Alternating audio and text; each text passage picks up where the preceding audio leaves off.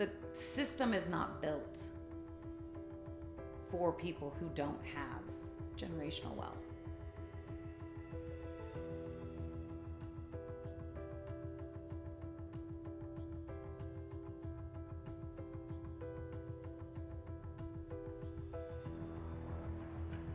The tax code was written by and for landowners.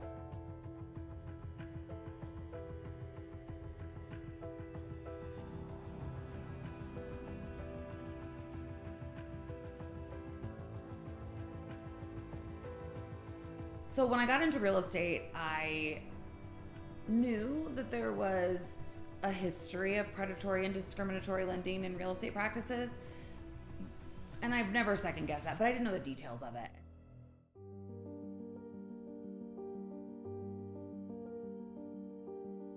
So as our soldiers came back from World War II, everyone had access to the GI Bill. And when you think about how baby boomers were able to acquire properties and then the wealth that has been built from those properties, that is a huge piece of how people, and specifically families, have wealth these days.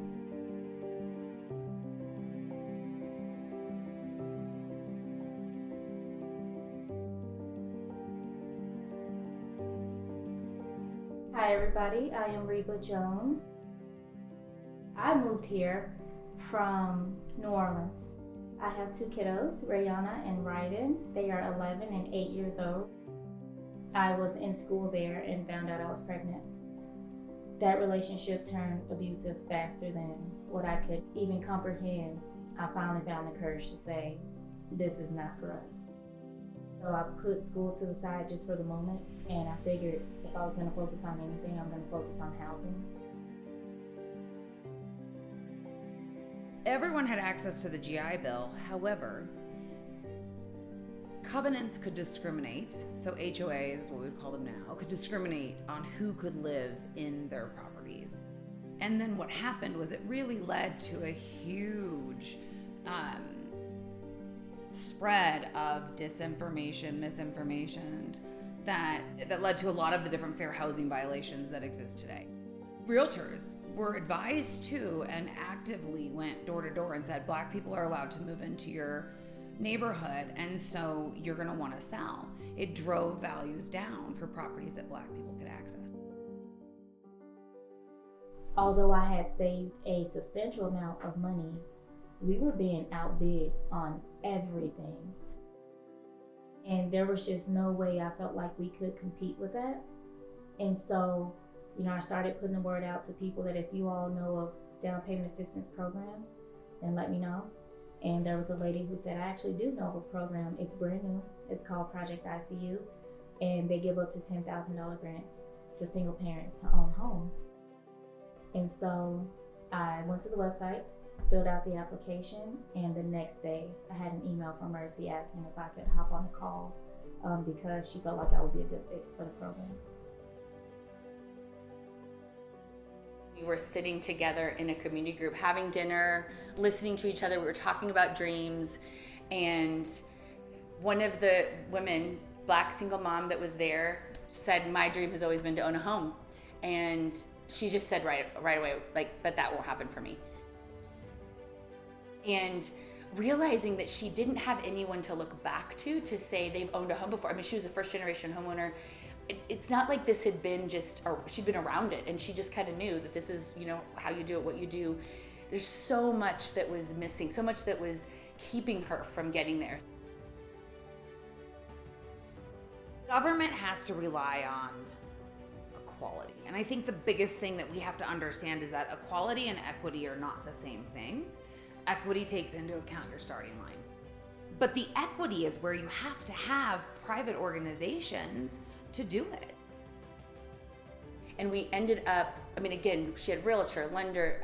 There were so many things to look at, credit, her salary, and we went there all the way through till closing. I remember the phone call when she was like coming back to us going, I'm here, I'm just finding out, for my lender, it's $10,000. Again, I told you, this just doesn't happen. And we just made the decision in that moment to take a step out and say, let's just see if she were to get there, what that would mean. And I can honestly say on the other side of that, her going back to her mom who was on the street, that she can now support, like her daughter now who is like saying, I'm gonna own a home. What that meant was everything. That is when we ended up launching what we're now calling Shared Power. It's $10,000 or up to $10,000 for a first-time female homeowner. And we are just seeing that continue to grow.